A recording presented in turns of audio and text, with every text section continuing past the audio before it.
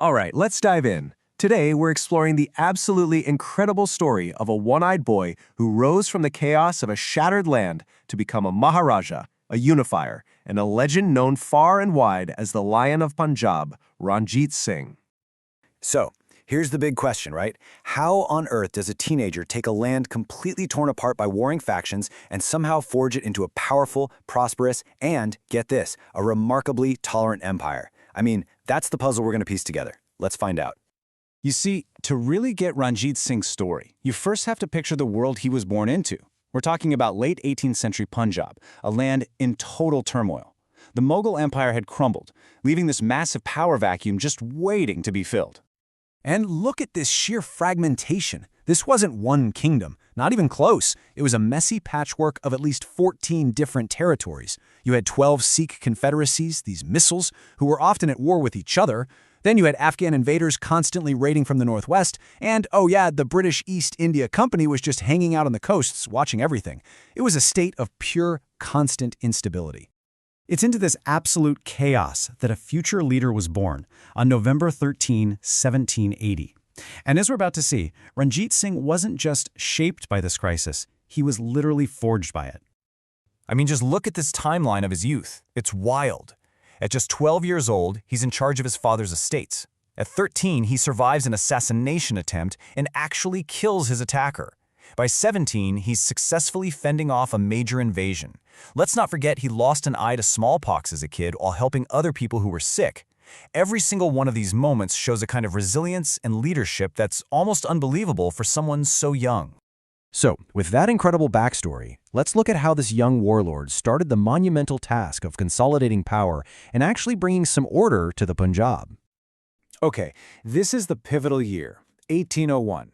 At just 20 years old, Ranjit Singh declares himself the Maharaja of Punjab. And the ceremony, well, it was led by a direct descendant of Guru Nanak, the founder of Sikhism. That gave his rule an immense amount of legitimacy right from the get-go. He wasn't just grabbing a title, you know? He was building a brand new Sikh state. By calling his rule and court Khalsa, he was tying his government directly to the Sikh community. He even started minting new coins, the Nanak Shahi, to honor Guru Nanak. This was a clear signal that a new era had begun.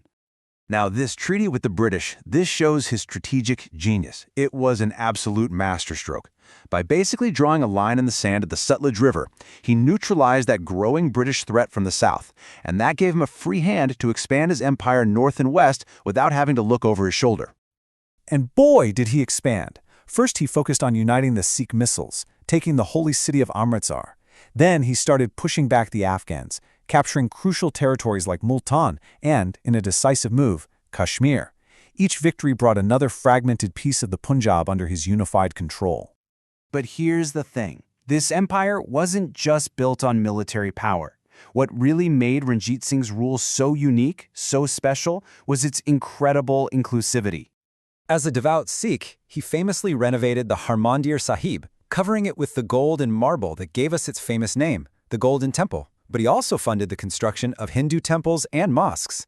His entire reign was marked by this profound respect for all faiths, which, let's be honest, was a real rarity for that time. And this table just illustrates his vision perfectly. His inner circle wasn't based on what religion you followed, it was based on merit. Simple as that. His prime minister, Hindu. His foreign minister, Muslim. This kind of diversity at the very top sent a powerful message. This was an empire for everybody. But, no empire is perfect. For all its strengths, Ranjit Singh Kingdom had a pretty critical weakness. There was this tension between its shiny, modern military and its old, unreformed state institutions. So on one hand, you have this amazing modern army, funded directly by the state, with soldiers from all backgrounds. He modernized everything, training, equipment, you name it. But, and this is a huge but, on the other hand, he never really reformed the old Mughal tax system or created a uniform set of laws. And that neglect of the civil and economic side of things, well, it would eventually cause some huge problems down the road. So what happened after the lion was gone? That question, well, it leads us to the final chapter of the Sikh Empire and to the ultimate legacy of the man who created it. After he died, the empire that he had personally held together with his sheer will, it started to crumble. Without his unique leadership, internal conflicts just erupted. The state's hidden flaws became massive, gaping wounds, and within a decade, after 2 brutal wars with the British, the Sikh Empire was gone. His greatest achievement was making the Sikhs a powerful political force, but it was an achievement tied almost entirely to him. And yet, his legacy is so powerful. That title, Sher-e-Punjab, it wasn't just a nickname, it was a perfect reflection of his strength, his courage, and his role as the undisputed king of his domain, a man who united a people and carved out one of the last great indigenous empires in India. Think about it. He achieved what seemed impossible, building this tolerant, powerful empire in a time of complete chaos. But it just disintegrated so quickly after he was gone. So was that a failure of his state building?